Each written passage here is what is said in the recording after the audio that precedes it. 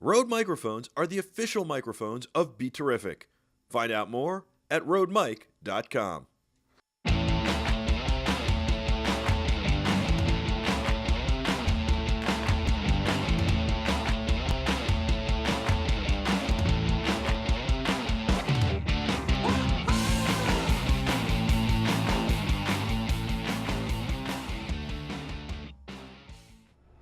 Welcome to the Michael Artsis Show. I'm Michael Artsis. Thanks so much for joining us. I am so excited today.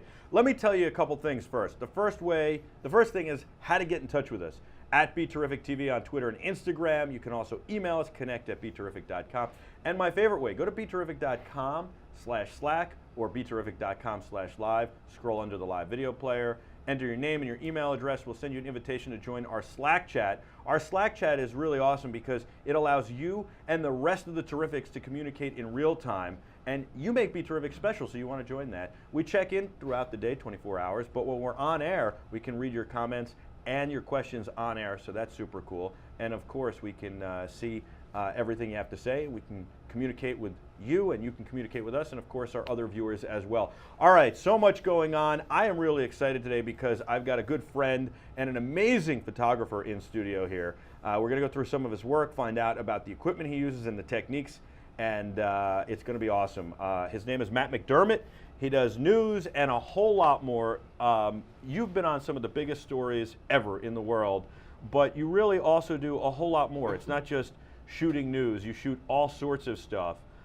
We met while we were both freelancing at the New York Post. Yep. And we did a story 4 years ago, 4 or 5 years ago? Yeah. It's It's amazing it's that long ago already, right? By the way, it's great to see you, brother. It's great to see you. Thanks for being here. Yeah, this is fantastic, by the way. Congratulations on all this. Thank you. Yeah. Thank you very much. Welcome to BeTerrific. Thank you very much for having me. So how we met, I'll never forget this. I wanted to tell this story. I thought a lot about this.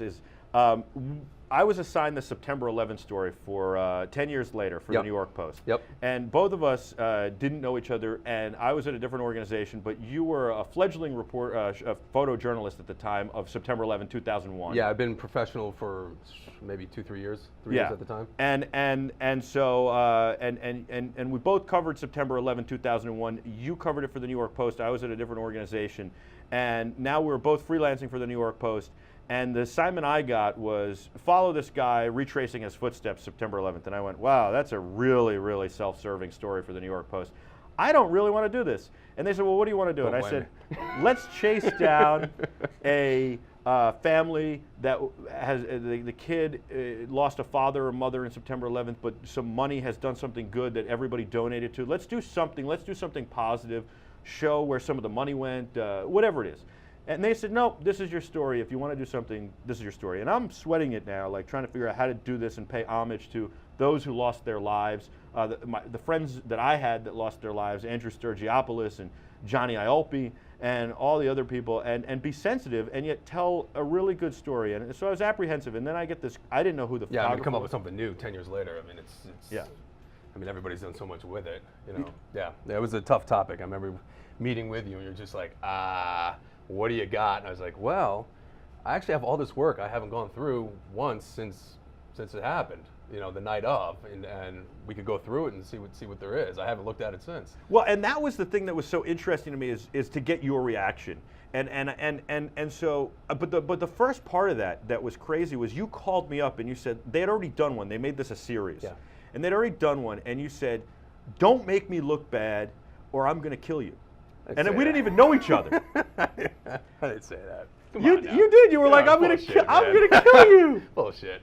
No, that's what you said. I will never forget it. And you know what? Yeah, I know. But again, it's a sensitive subject matter for everybody. It was, but you come back, and it's like. But no, that's how we hit it off. Post 10-year back where it was. But that's how we hit it off. Yeah, you and I both knew that this had to be perfect. Yeah. But something different, something original, something unique. Right, and that there was something on the line that was bigger than us, both of us, and that it had to be perfect. And that's why we hit it off immediately. Most people, most video journalists like myself, would have gone, oh my God, they would have been terrified or thought this guy was crazy. I loved it. I was like, this is the guy I want to work with. Maybe great. I said it. I love that he actually cares. He's really, he's passionate about it. So We worked together for a number of days. I think that blew your mind too. You thought it was going to be like a 15-minute thing. Yeah, yep. And we worked together for a number of days, and we put this piece together that was amazing. And you were a large part of it, not only because of your photos and your reaction and stuff, but because the ideas you came up with to do this. And I learned a lot through it. I want to show the piece, and then we could talk a little bit about it. Yep. But I will say this, one thing real quick. My grandfather was in the 16th Camera Combat Unit in World War II. It was the Army Air Corps. He was a combat photographer and filmmaker. Yep. And yeah, we taled about that. You told me that story, which is also where BeTerrific came from. Yes. When I started making fun, I was like, "Come on, BeTerrific, man! Like, come on, what is this crap?" He used to have it on his voicemail at the end when you call, like, "Who's Mike? Leave a message. BeTerrific." And I had it on my email. Yes. But when you told me about the grandfather thing, I was like, "Okay, I got it." But the thing is, you helped me get closer to my grandfather, who I was already close with, because he never talked about the war. Yeah. And so what I realized is that people like you and my grandfather are heroes, because without you guys running into these situations while other people are running out, and you're not first responders, but what you're doing is you're documenting it. And without that, it gave me a complete new perspective. You're risking your lives to document this, and without that, we wouldn't, and future generations wouldn't understand the depth of the situation ever. So it gave me a whole new light, and it helped tell the story, and it was really eye-opening. I was already close with my grandfather, who's no longer alive, and at that point wasn't alive, but it really brought me closer and gave me a new respect, and made me feel like, hey, as a video journalist, we had a kinship that I didn't even realize. So, no, that was cool. So thank you for that, and let's take a look. Thank you. This is. But don't call me a hero. If I get killed on a job, then you can say hero. Other than that, no, that's not true, because the September 11th. This is proof. You threw all caution to the wind. You threw disregard to your life. And there was another photographer, and I don't want to name his name, who the New York Post did a retracing his thing, and that story was terrible. You and I talked about that, and I didn't want it to be that, and I don't think you wanted it to be that. But the guy in the piece said, literally, I stood here all day and went pop, pop, pop, pop, pop, pop, pop, pop, pop, and he found some place that was a safe haven to him, and he stood there all day and didn't move. That's completely the opposite of what you did. Yeah. And that's not heroic. That's, I'm going to get my paycheck and I'm doing what I'm told, and I'm probably doing it under protest. You go in there, and you could have very easily lost your life that day, and you went in there to document this, and you did a phenomenal job. And these are photos that at this point, a lot of them nobody had ever seen, because there was only 1 or 2 or 3 that got into the New York Post for a day or the next day or the next day, and there's so many photographers giving stories. So take a look at this story. It's a little bit somber, but take a look at it. We'll talk about it a little bit, and then we'll move on to things that are much more interesting and current.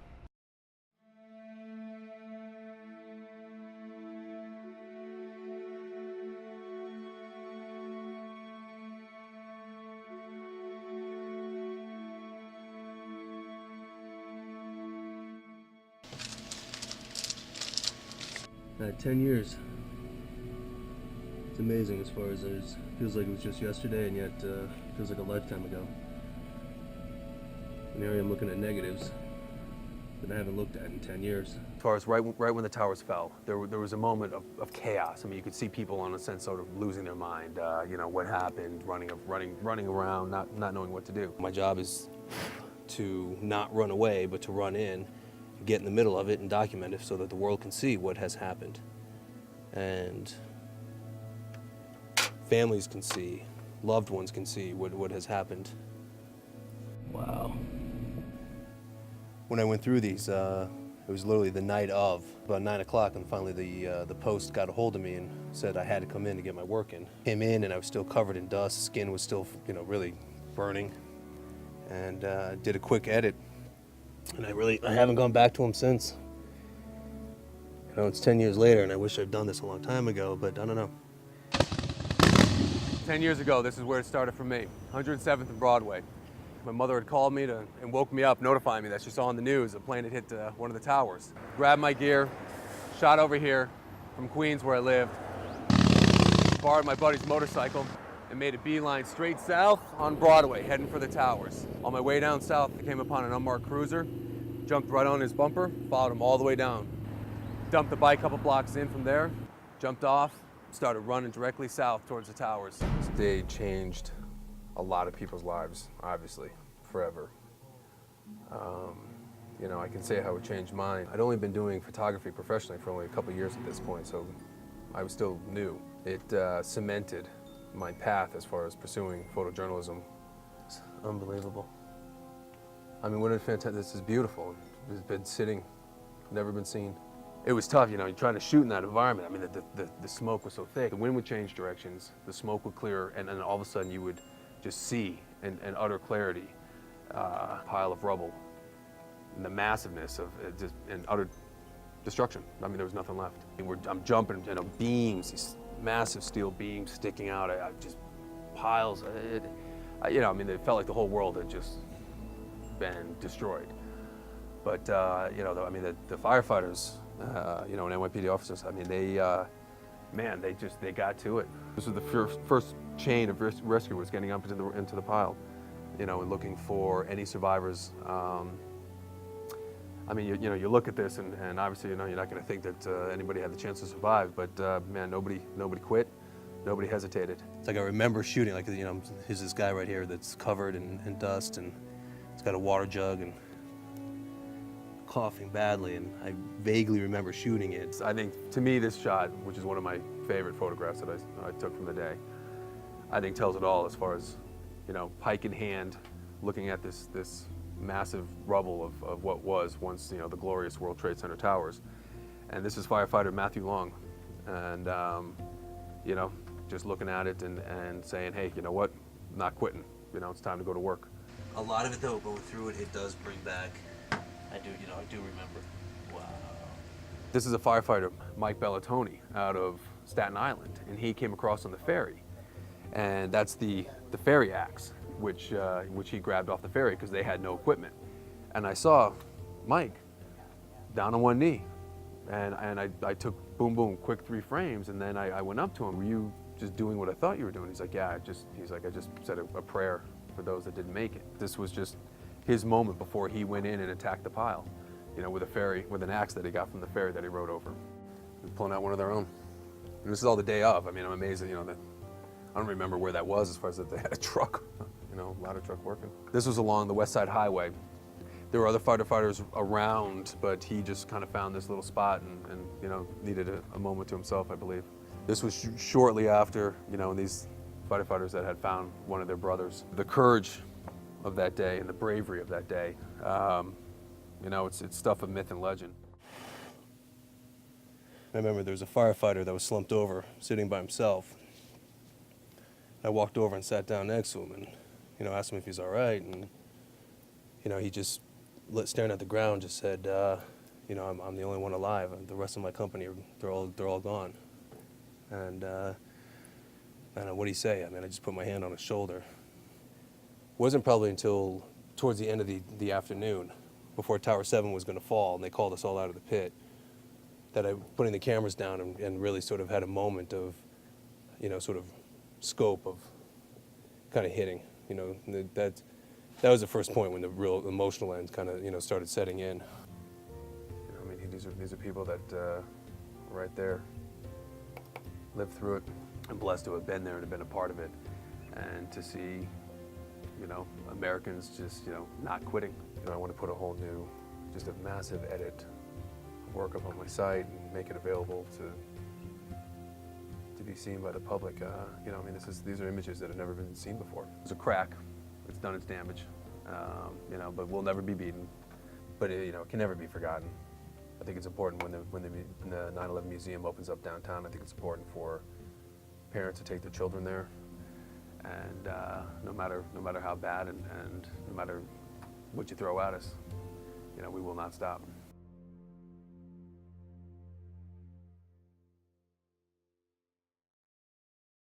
Well, there's the 9/11 piece I did with Matt McDermott. Those are his photos, his story, and he let me tell his story. It was an amazing story, an amazing experience. And like I said, guys like Matt are heroes because without your photography, without you running in, generations from now don't understand how severe, how serious these situations are. And it takes a talent, but it also takes courage to do that. Yeah, and so, backbone. I mean, the other thing you got to remember is, you know, when these things are happening, nobody wants you there. Everybody hates you. The police hate you. The people that are, you know, victims, everybody hates you. You know, and you got to, I tell you, you got to really develop a thick skin. Yeah. It's difficult. You know, you need to be there. It needs to be documented. You know, and down the road, everybody's like, "Oh, we love it. It's great that we have this." Yeah. But Thank at the you. time, though, man, you know, and I'm not saying just 9/11, but any. Right. You know, as far as photojournalists now, when you stand outside with a camera doing news, everybody's like, "Oh, paparazzi's here." And you're like, "Ah, man." I had to convince a Marine. I mean, nothing against paparazzi; they're doing a job they have to do. But when I was at New York One, I had to convince a Marine's family.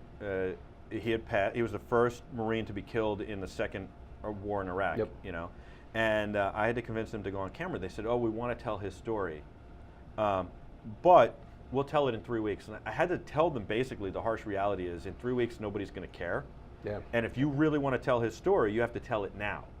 And it's a really hard thing to do. And they hated me. They told me I was a jerk, but they'd do it. And then 3 weeks later, they called me and apologized and thanked me. Yeah, no, and that's often what happens 3 weeks later, you know, but in the moment, and you got to sit there and you got to absorb it, and you do have to understand, I mean, these people are, what they've gone through is awful, awful stuff, losing family member, you know, and you got to absorb the anger that's being dished on you, because, you know, honestly, you've sat there, it's like, if I was in the same position, I'd feel the same way. Right. You know, I'd be like, get the F out of But you also my know, doorstep too, and get the hell out of here. If you were in that situation, you'd want somebody to document it. So yeah, but you just got to recognize the emotions. So And, you know, just grit your teeth and, you know, just be as sensitive as possible. thank you for letting me tell this story. I know it was awkward for you too, I think, because of the subject matter, and you hadn't seen it, and you didn't know how I would do with it, but thank you for letting me tell it. I never really have got I think a big one, people are also, you know, like, what do you mean you didn't look at your stuff, you know, only once? You know, it's like literally the night of, skin's on fire, covered in all this crap, knees are all banged, you know, because I took a couple headers and, you know, jumping around the pile and whatnot.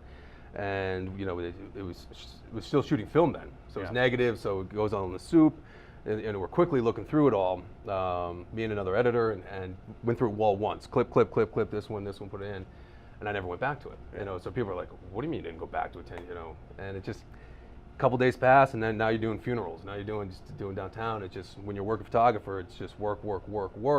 Period of time goes by, and you just don't go back. Well, and then at some point you probably didn't want to go look. Well, exactly. Then you get to a point where you just don't want to go back. Yeah. But Well, I thank you for getting me to do it. Because there was amazing stuff in there that I'd never known, it would never been seen. Yeah. Well, so thank you, and it should you be. won a hell of an award with that, which is fantastic. I won an Emmy for that. Yeah, it was a New York Post, which is really first amazing. Emmy. Yeah. And but thank you. I thanked you in my speech, by the way. I appreciate that. And yeah, I wasn't there. I really. By the way, thanks for wearing the same shirt. You know what? We were just laughing before, because I was like, God damn, I think I'm wearing the same fucking shirt. No, but this is your uniform. No, this is my dress-up uniform. It has been washed, though. Thank you. But seriously, thank you. All right, let's move on. We've talked enough about September 11th. Yes, thank you for sharing your story, and I'm glad that our viewers got to see that and got a little insight into that. But you've shot some amazing stuff. And a lot of it you do with AmeriCares, which is an amazing organization, and a lot of it you do on assignment as well. Very different clients I've worked for. They've taken me all over the world. You know, most major events I've been to in the last 15 years, and it's been incredible.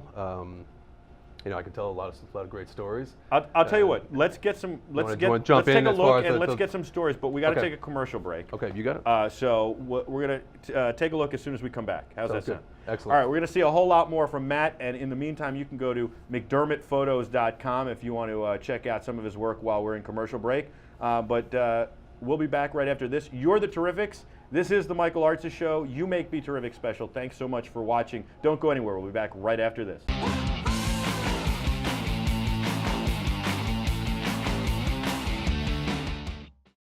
Rode microphones are the official microphones of BeTerrific. Find out more at rodemic.com.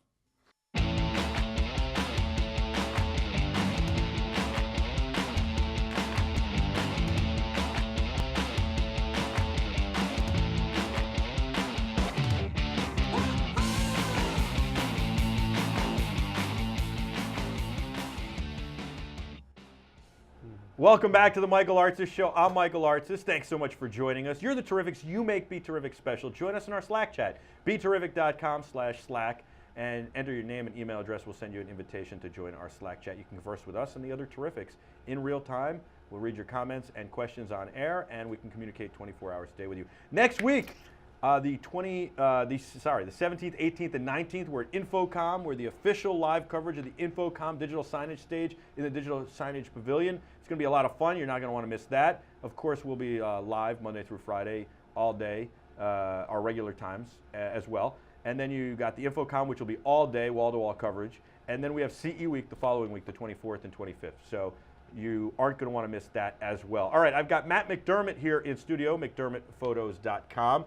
An amazing, amazing photographer. You just saw some of his work, a video I did with him. And now we're going to look at some photos of Nepal, of the situation most recently in Nepal, which was with AmeriCares, which is a humanitarian organization I've been working with since, 2002. They're a really great organization. Yeah, they're fantastic. I've been with my first trip with them was to Darfur in 2002, 2003, somewhere around there. And so we're going to show some of those photos. But hold on, but they're out of Stamford, Connecticut, fantastic organization, medicines all over the world. So basically when a situation like Nepal happens, or like Haiti, or any of these disasters, they go and they send doctors, and the doctors take care of the people who are injured, or help. They help. They do have doctors. They're more medical supplies than medicines. Okay. So they do have doctors that they will bring in, but more importantly, they are bringing supplies to doctors that are there, to hospitals, to clinics. And it's AmeriCares.org? Yes. Okay. Yes, it is. All right. So let's check out some of those photos. Adam's going to put them up, and we'll walk through them. So where's this? This is, I imagine. All right. Yeah, that's what I told you before. Man, don't ask me names, man. No, I'm saying, what is this? Names, Where there's is nobody this? there. He says, Matt says, don't ask me anybody's names, I don't remember. No, but names of towns. I don't mean a town, but you get, just all tell right, me the story. All right, so this was a village up. What's the name of the village? Yeah, I don't know. Bitch. Okay, so we're in Nepal. All right, we're in Nepal. This is up in the foothills of Himalayas, and Okay. this took us 10 hours by truck to drive to, and majority of that on what they call the mud road, and which is a road that slinks along the Himalayas. You know, it's unbelievable. We got stuck about every half an hour in the mud. Get out and push, and you got to do this work too. Oh, so yeah, you're not just a photographer. No. These are, which is what I love doing as well. It's a whole team effort. Right. You know, it's not just there to document, like, for newspapers or media. I mean, you're a part of a team. You're there for a purpose. Your work is actually there. It's for a reason to bring in donations, to show America, to show the world, which brings in more donations, which brings more help, which brings more medicines. Right. So that the work is doing something, as far as outside of just people, getting their kicks off in the morning. Right. And that's important, because a lot of organizations are really bloated and heavy, charitable organizations, and they don't, unfortunately, you get 10% of the money donated goes to actually help, instead of 90% goes to help. Yeah, I mean, I don't want to get into finances of all that, but I mean, obviously the humanitarian aid NGO thing has become the very hip hop thing now. I mean, when we're in Nepal flying, going there, I mean, the organizations, it's a laundry list from all over the world, all in their beautiful get-ups, all, can't wait to get out in the field with their, I mean, everybody, everybody's trying to help, but it's become a very hip, cool thing. So we've got, that's Nepal, and that's this village. All right, so this is the village, yeah, we just showed up. I mean, the military hadn't even been there yet. What do you think when you've seen this, though? It's funny, because you go in, you don't know what to expect. So again, as far as the way Nepal was, I mean, it was, a little over 10,000 people killed. I don't remember the number exactly at the moment, so nobody get mad at me. But I was in Haiti, and Haiti was anywhere from, 300,000, they said possibly up to 500,000. So the death, so you're going off of previous experiences as far as how bad is it. And obviously not nearly as bad as Haiti, but the difference for Nepal is these villages are all in such difficult to reach areas. And so it's not like you can just truck stuff in and done with. I mean, there's areas that we had to get to by helicopter. These are some of these villages that we went to have never seen a doctor ever. Wow. So never seen a doctor. That's impressive. Yeah. Let's go to the next photo. Okay. So anyway, so this is the village. So it's actually a town. You arrived there. It's not a village. This was a town, and so this is the first afternoon we get there, where no one else had been there yet, and I mean, it's documenting. I'm documenting what's happening, the people, the situation, and then also AmeriCares at work. Right. So and this is all for AmeriCares to show the world, to get more donations. That picture Adam just put up, that breaks my heart, because that looks like a little child in such despair, and I think it's really interesting. Like I have Jack. He's 2 years old, and before I had Jack, pictures. but before I had Jack, Congratulations, by the way. Thank you very Yeah, much. I know, because that all happened since we met. That's Yes. fantastic stuff. Thank you. Yeah. It is, and you're married now. Congratulations. Thank you very much. Yeah, October. Jess is a wonderful girl. Yeah, She's amazing. I got to meet her and talk to her and hang out with all of you guys. Yeah, and she says hello. yeah, awesome. I got an email from her last night, so hopefully she's watching. Hi, Jess. Well, we should show some of your wedding photos later, I think. She's right now. She's watching, going, "Oh shit!" She's gonna not the titty one. Anyways, Oh, man. All right. On with the well, Paul. We'll see. Maybe Adam will censor it. Maybe you'll be lucky, Jess. We're gonna show some. Now the viewers are like, "No, show the picture. Show the picture." What's up, baby? So what I was gonna say is that when I see a picture like this that was up on the screen, now that I have a kid, it's different. It's a different experience. Okay. If I saw that, I swear this is true. If I took that picture, if I was out there shooting video, or if I took that, I'm not really a photographer, but I could have taken some photos with DSLRs if I had to. If I took that photo, I'd be like, oh wow, great photo. If I was there, I can separate myself because you have to do the work, right? Yeah. You can't get emotional. Yeah, yeah. But now when I look at it as a viewer, maybe 5 years ago I would have been like, oh, that's sad, okay, great photo. Now I'm like, wow, that really hits you because I have a young kid, and I go, wow. No, I mean, I see that when people look at my work, someone that's a parent, the different type of shots at different people. I mean, how it grabs you. But thank you, that's cool. No, it's a beautiful photograph. All right, let's look at some more. Kid has beautiful eyes too. Beautiful people. Yeah.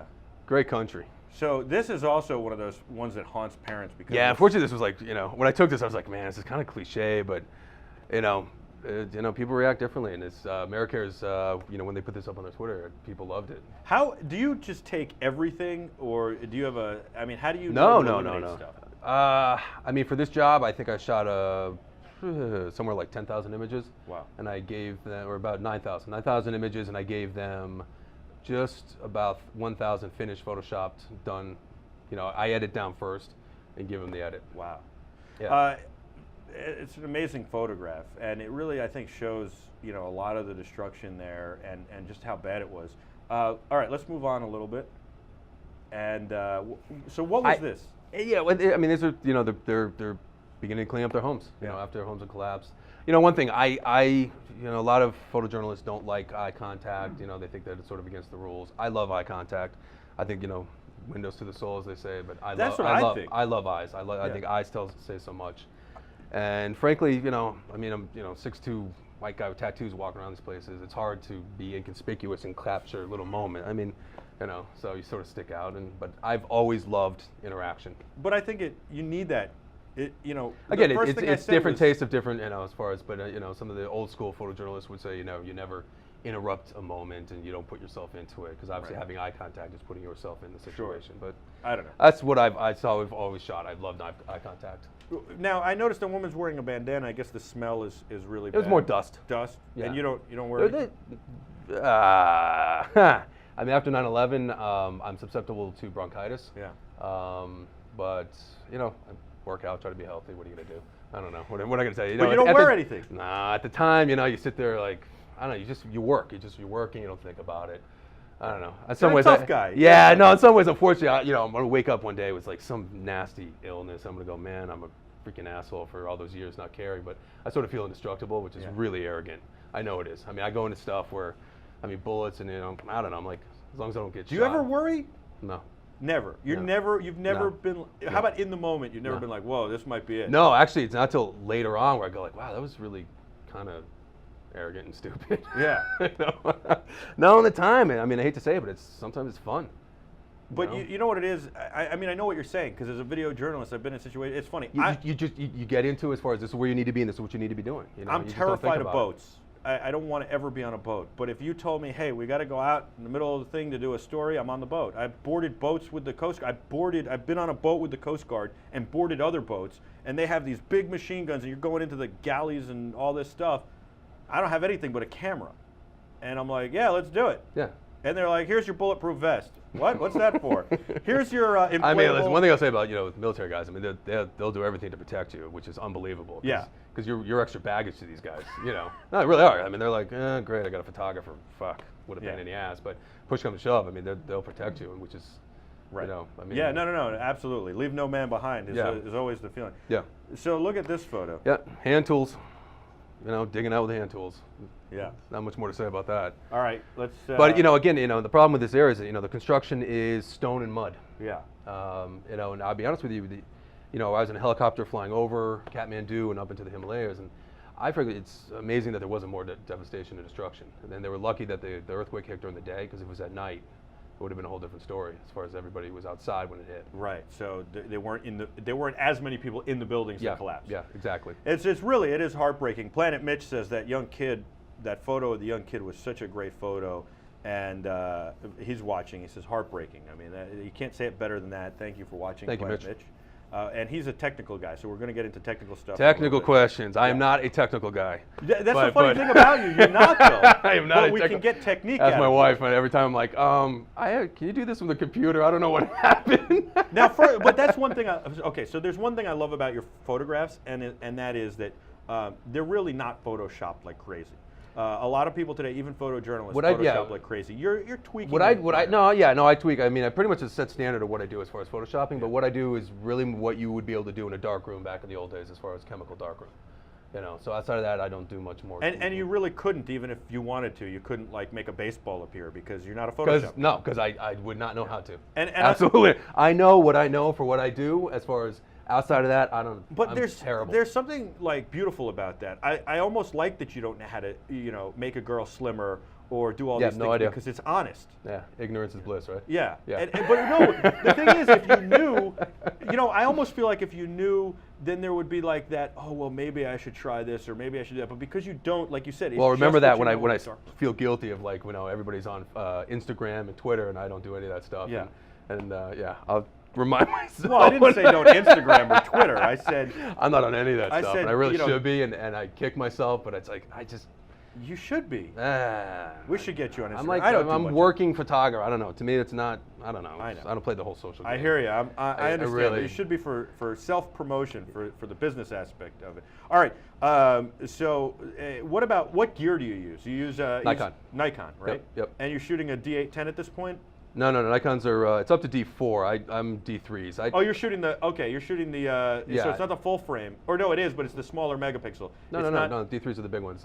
It's the big cameras. It's a full-size professional. Right. It's a full frame. It shoots about 12 frames a second, but it doesn't. Maybe I don't know. Might be too technical. It's I think it's like 20 megapixels versus the D800 or the D810, which is like 36. Yeah. Mine are like the standard big brick professional line. Yes. And I know that they have cheaper cameras now. No. They're actually cheaper. They're cheaper and they have more bells and whistles. Right. But I also have big hands. Yeah. I like a big, heavy, sturdy camera. So you walk into the store and you're like, give me the big professional one. No, I mean I'll get a D4 once these crap out or they get banged up. I got banged. It's D4S by the way. Now. Yeah, D4S now. Yes. Yeah. I don't really replace gear until they die. The funny part about you is I have all these great think tank camera bags. I roll in with these great camera bags, and everything is perfectly placed and everything is really. Yeah, I go. Oh, I love that backpack you got. Whose camera bag is that? You go. Oh, this is a military bag. I go, oh, really? It has camera padding in it? No, I just throw some T-shirts at the bottom, and that's good.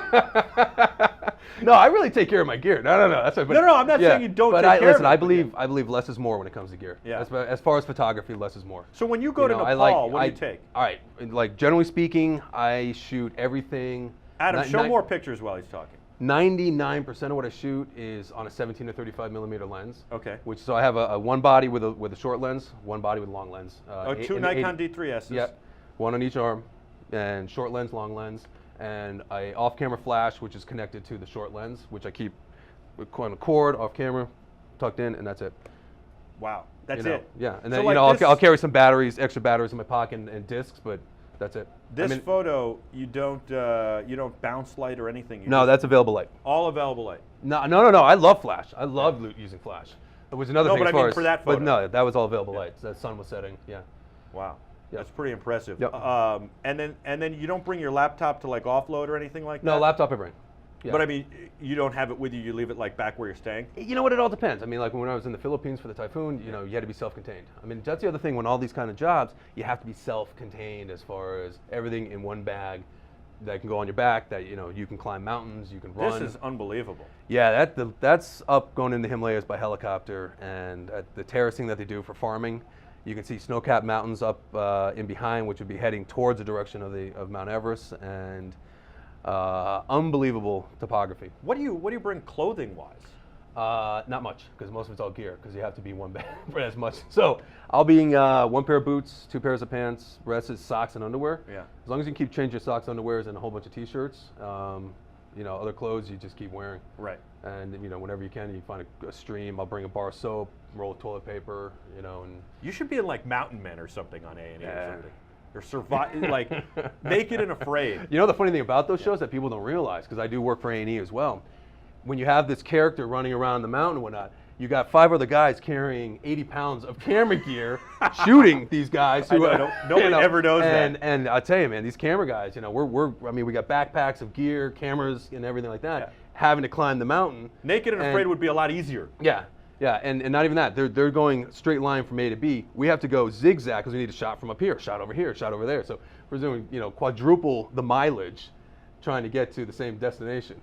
Unbelievable. All right, we're going to take a quick break. When we come back, we'll look at some more photos from a disaster area.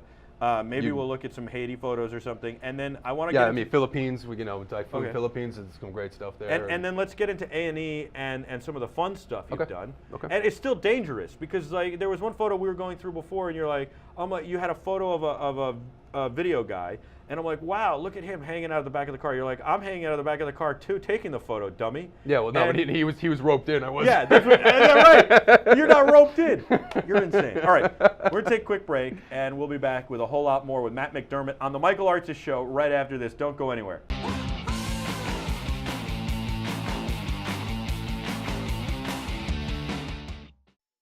Rode microphones are the official microphones of BeTerrific. Find out more at rodemic.com.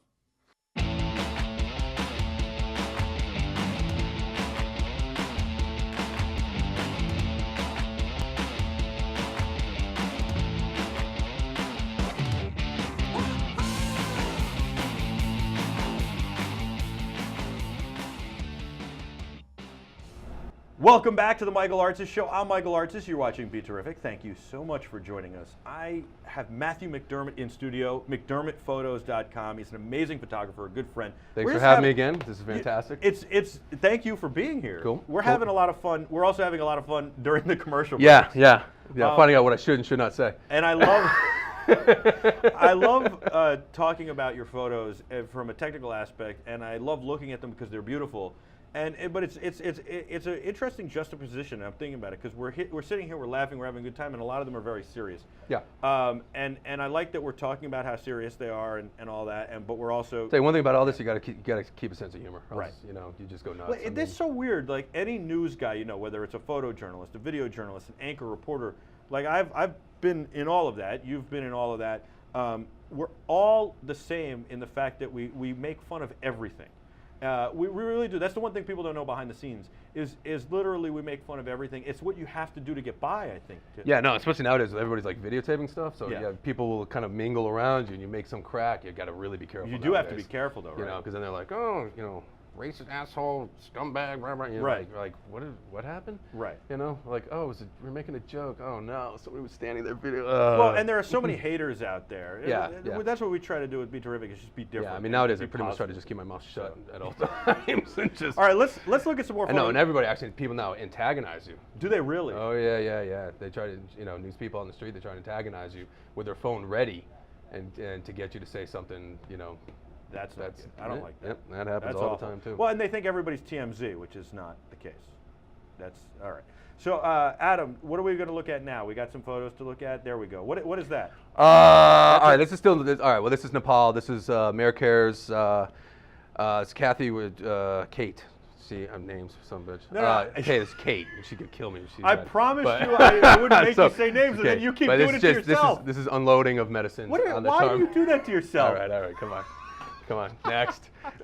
Shit. All right, wait. So but that's AmeriCares. That shows what they're doing. No, but They're that's unloading at the supplies. tarmac as far as that. That was the first plane load of medicines Okay. coming in. All right. So, I mean, everything gets unloaded onto trucks, separated to where it's going as far as hospital, clinics, and, you know, we go out and deliver it. Yeah. You know, so Awesome. yeah. So I mean, the logistics of what these organizations have to do as far as when they hit the ground. I mean, they got to find immediately lodging for themselves, which in itself is almost impossible. Well, so what do you do? Like when I was looking at the photos of Haiti with you, I'm like, and Nepal. I'm like, where do you stay? You wing it. What do you mean You wing it. You literally wing it. You show up and you wing it. You figure it out when you get Where'd there. you stay in Nepal? Nepal, actually, see, Nepal, because the damage was in select areas, much of Kathmandu was fine. What about So, Haiti? Haiti was a wing it. I mean, you know, had no idea. What does wing it mean? You just slept on the street? It can be that, yeah. On the street, you wouldn't like go back to the No, it helicopter didn't or the happen. truck? We actually found a hotel that before everybody, we were there so early that a group of us, because I ran a couple other journalists. Before Brian Williams got to the hotel. Too soon?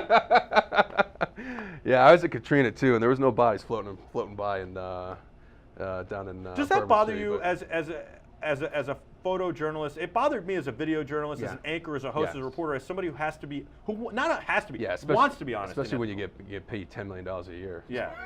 I mean, we're out there running around trying to tell the truth, you know, putting our lives on the line, getting paid. There was no reason next to for him to nothing. do that. No. Listen, you know what? And again, this is what I was saying before, as far as like names. You want to be careful because everybody jumps down your throat nowadays, and you screw up once, totally understandable. When you perpetuate a lie for 14, you know, for 10 years, and you bring it up yourself, and it boasts bigger every single time. Some of those stories that's a were so problem. ridiculous. The whole thing with the Black Hawk helicopter, right? Well, no, but he kept bringing it up himself. He was bringing it up, and every time it was bigger and bigger. Well, and and bigger. he would say, I like- mean, I think at the last one he was on a 50 millimeter, you know. He was shooting the cannon. Yeah. He was on a turret going.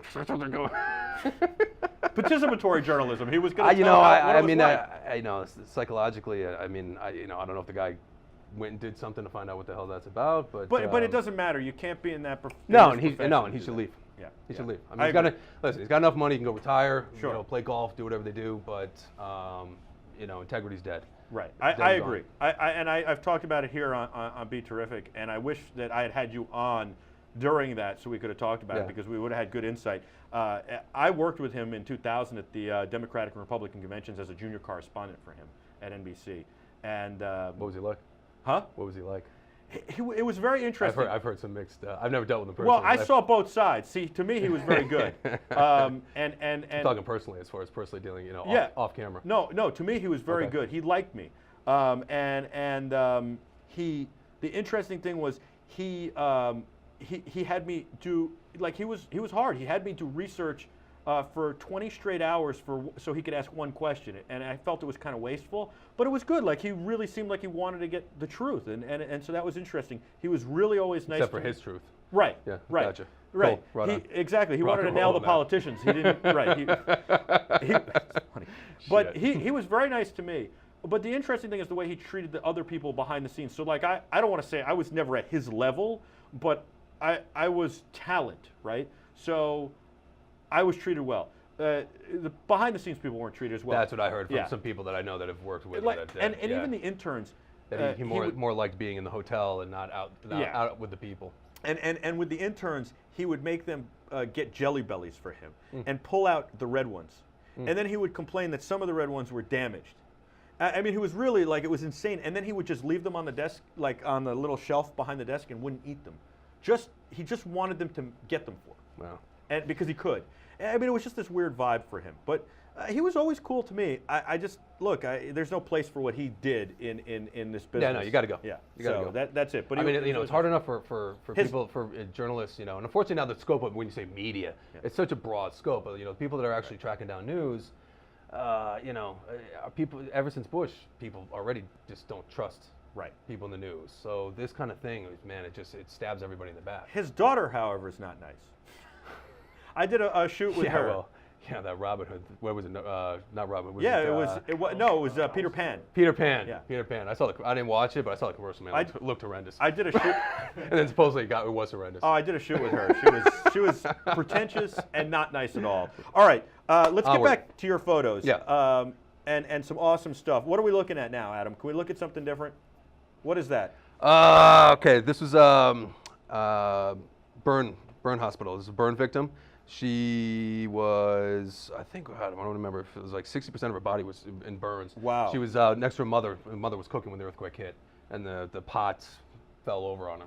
And this is Nepal. Nepal. Yeah, Yeah. We're still in Nepal. So just a question about this. This is interesting. Do you ever find out what happens? I don't think you do. You never find out how she heals or anything. It's so weird, You know right? what? Sometimes, I mean, because often, AmeriCares will keep a team on the ground. I mean, in Haiti, they still have a team on the ground in Haiti that they've had since 2010, which they're going to start wrapping up soon. So, you hear stuff from the teams that are still on the ground, but generally speaking, no, And that's a moment. I mean, I'm there doing a job in the moment. I mean, the 10,000 images, Right. But that's a moment where that girl is smiling, a burn victim. Yeah. That's unbelievable. Well, also for these often, someone like me coming in with a camera, and I try to make it, Sure. I'm having a banter back and forth. I'm trying to make it fun for them. I don't want to be the scary guy like, hey, clack, clack, clack, clack, right in their face, and then be like, all right, thank you, and out of here. Right. So, it is something new for them that they, Right. I mean, to break up the moment of pain, I guess. Yeah, but Another way to it's look nice at to it. see the smile. And Again, I like the eye contact. Not everything has to be misery. Not everything has to be death. And do you? And of course, there's some moments of happiness in what she's going through. Do you use a flash? I mean, there's no time for that, right? All depends. All depends. But in that photo, no, that's available light. But Yeah, no, there's times, oftentimes flash is not appropriate because it can be sort of offensive to the Right. environment. Well, but other times it's a must, and other times And in that photo, though, I mean, it's happening. You couldn't have used it, right? Sure, no. That's why I say I keep it's right there. I can quick, boom, boom. Okay. It's gotten very good at being very fast with these things after 17 years of doing it. How about we look at? Do we want to look at Haiti maybe a little bit, or do we want to look at? What do we want to look at? I mean, we go through Nepal, right? We're done. You want to flip through real quick? Yeah, we have some more. All right, yeah. let's flip through some more.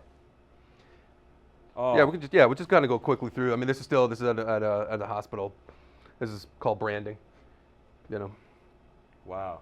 I mean, it is because it is also a job. Sure. I mean, for AmeriCare. So it is, it's a client and it's Sure. branding. You do need to get branding in there. So this is what we call branding. about that? But the wonderful thing about going with an organization like AmeriCares is, as a photographer, I have access to things that normally, photojournalists, it would be very difficult to get access to. Hence, I'm inside an ER. Right. I'm in full scrubs, of course, but because I'm with AmeriCares, I have access to these things. That's amazing. Yeah, which That's is really, amazing. really fantastic. Do you ever get? I mean, like, Squeamish? yeah. No. I see. It's funny because I could do that. All you have to do is put a camera in my hand. Daryl Strawberry called me out on this. He's like, you could. No, there's someone who says that. I mean, again, all the things you see and smells and whatnot. I mean, which never bothers me. Yeah. But there's, when you're working, your mind Right. is Straw in gear. said to me, he goes, Mike, you hide behind that microphone. He goes, you could do anything behind that microphone. You don't want to come out from behind that microphone, though. He goes, you got to live life, man. You got to get out from behind that microphone. But it never hit me until but I at the said same, that. I was well, you're also living life in the moment of doing it too. Right, I know, you know. but it was like, yeah, you're right. I'll do anything, for the work to Yeah. bring it to the people. But as soon as, like, if you said go to Haiti, I'd never go. If you say go to Haiti and do a report, when are we leaving? I'll get my go bag. Yeah. So it's really interesting. So like, if I was in an operating room, I would probably lose my lunch. But if I was in an operating room shooting, I wouldn't. Or doing a report, I'd be fine. Yes. But no. you'd be fine no matter what. This kind of stuff never bothered me. Yeah. All right, let's look at, we want to look at Haiti, right? Is that right, Adam? The one thing I want to say about Haiti is if you are squirmish, you probably should look away for a moment. There are some very graphic photos here, but they're very good and they're worth looking at. And so what I would say is don't turn us off. Listen to the conversation if you're squirmish. It's not that bad. It's not that bad? No, There are one or there's two. a couple. There's a couple. But We only wouldn't- you could turn away if you want. And we'll show some fun stuff after that. Okay, sounds You good. know? So let's show a little of Haiti. You got that, Adam? Yep. Here we go. So this is It's tough to tell, but unfortunately, if you're looking closer, but there's a body that was tucked up underneath there that the whole slab of the hotel fell down on. It looks like they were on a mattress, so either sleeping or I'm not going to go into the other part of it that I told you. Yeah. all right. Out of So respect. they're Again, yeah. bodies. This is down Main Street in Port-au-Prince. and I Not very called much Main. It's not called Main Street, but it was the main. This is why I main told drag. people that they could look away. I very much believe in showing this stuff. This is stuff television wouldn't show you. This is stuff most magazines wouldn't print. You know what? It's like combat. I mean, you know, you do need to do it, you know, out of respect as far as try to be as tasteful as you can as far, but it's too easy for people to say, yes, let's go to war when you never see what it looks like. Right. Well, and this is what I'm talking about. That's why you guys are heroes, and you're a hero for doing this, because people wouldn't have the despair. They wouldn't see the despair, rather. In future generations, like my son Jack, he didn't live through September 11th, so he wouldn't know. He's too young to know this. Yeah. But to look back, you know, look at that picture of this picture. This is amazing. Yeah, coffins were very, very difficult to come by.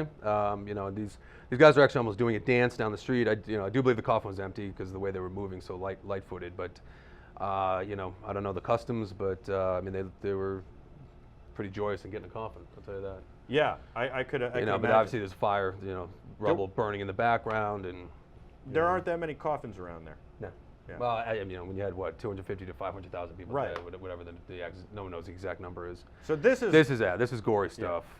You know, bodies decomposing is not pretty. Doesn't smell nice at all. And what happens here? That's just in the street or what? Yeah, this was a truck came and just dumped a whole bunch of. This was actually inside a cemetery, but they just you know nobody claimed. The numbers were so high. I mean, everybody was uprooted, you know, and they just a dump truck just dumped. And that looks like it's right out of a movie. Yeah. Yeah. And you don't. I mean, you don't wear a mask for that or anything with the smell or nothing. No. Again, it's never bothered me, but I will tell you, like 9/11, there's certain smells, like you know, certain fires, whatever, certain things are burning. You drive by, even at a distance, and it's just immediate. Wow. Just immediate response in your mind of like, whoa, wow, I know that smell. Wow. You know, and it takes you right back to a certain time and place. Sure. Yeah. This stuff is so gripping and such devastation in these places. Does it make you more thankful for everything we have? I always say America. Oh man, you know what? I love the travel. I mean, this is the stuff I love doing. I love going to work that requires both mental and physical, you know, extra grit to get it done. But I got it, man. There's nothing like coming home and taking a 30-minute hot shower and, you know, be able to order pizza. I mean, you really, I mean, America, there's no place like it. Yeah. You know, there's amazing places all over the world, but man, I'm always happy to come back. Yeah, I bet. These are some fabulous, fabulous pictures. Look again, the kids, man. The kids. Again, I love eyes. I mean, you know, I love the eyes. Yeah, they're great. Always have a smile. The kids will get through anything. They have no fear. And they just don't know. This is Kiki. This was actually one of my most famous photographs I've ever taken. Kiki was an 8-year-old boy that was trapped with his sister for 8 days under slabs and slabs amidst bodies of his family members. And normally most people don't live past 7 days, and that's the famous photo. Now I got to say something here. On your behalf, you should have won a Pulitzer Prize for this photo. I mean, this is. I really wanted it. I you know, was up for it, and 3 women. It was their combined portfolio for Haiti that won, and I was a little disappointed on that one. This was a photo that this was around the world, man. Yeah, it went around the world. It was everywhere. On every magazine cover. I had friends who have won Pulitzers, and you know, that called and they're like, honestly, if the kid was dead, you would have won. I was like, but that's awful. Yeah, but I was like, the whole point was the kid was alive. Right. After 8 days surviving in this, you know, and they're like, yeah, no, if he was dead, you probably would have won. And I was like, man, that just sucks. And I have not entered a contest since that. It just killed my whole. I hear you. Now, nobody else had that? No. Well, there was a buddy, not that shot. There was a buddy with me, a good friend standing right next to me, but he shot it tight. Right. So he didn't get. Yeah, I'm saying the guys nobody around. had this shot. No. So you know, that's a perfect example. So there are 2 people there, and 2 people take a photo at approximately the same time with professional equipment. 2 different results, and it's all a decision. Your decision was to stay wider. Yeah. His decision was to crop in. Well, no, he shot. Not crop. I mean, he shot. No, I his know, full frame was tight. Yeah, he went. Right. He went tight. I went wide. Right. You know, and it's you never know. Sometimes I mean, it was like the photo guys were looking down on me in that moment. As far as I was perfectly wide enough, as far as because the rescue worker with his hands up, along with the kid, it's the surrounding action with the kid right in the middle. Right. To me, what makes it. Yeah, and this is EMS and rescue workers from New York, Virginia, Yep. all these places. Guys did a hell of a job. Hell of group of guys. Does it make you proud when you look? Yes. I mean, like that's yeah, a, that's no, a that one, moment. we were, we had a hotel. We were because you're talking about before the hotel. We Yeah. actually had secured a hotel that had an armed guard, and we actually had booze. So we went back, and I immediately, I was like, fucking yeah! I was like, you just know, Yeah. like that is an amazing fucking photograph. Yeah, it is. And it was like freaking rum all around, boom. I love that photograph because it's such a high. It's such a good moment. No. Because again, I mean, just day and day, night and day, all day long, 24/7. It's just death. Right. So capturing a moment like that, even for myself, is like, right on, something positive. Right. Great. And it was something great that happened. Yeah. All right, Matthew McDermott, we're going to take a quick break. Yep. And then we're going to look at some fun photos. Okay, you All got right? it. So don't go anywhere. Some more fun photos because that one was fun. We'll be back right after this.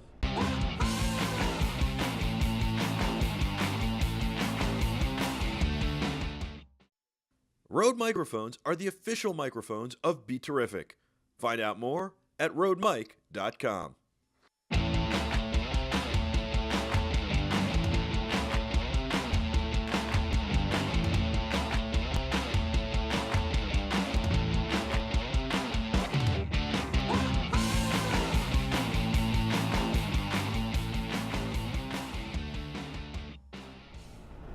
Welcome back. I'm Michael Artsis. Thanks so much for joining us.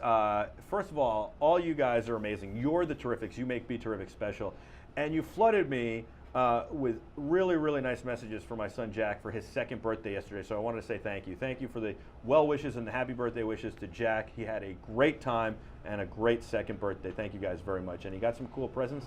He got one of the Thomas Train's duck that he really wanted. He'd been saying for weeks, duck, duck, duck.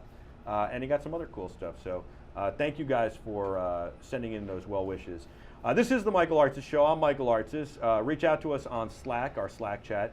To do that, all you have to do is go to BeTerrific.com/Slack, send us your name and your email, and we will send you an invite for the Slack chat. You can converse with us and the other Terrifics.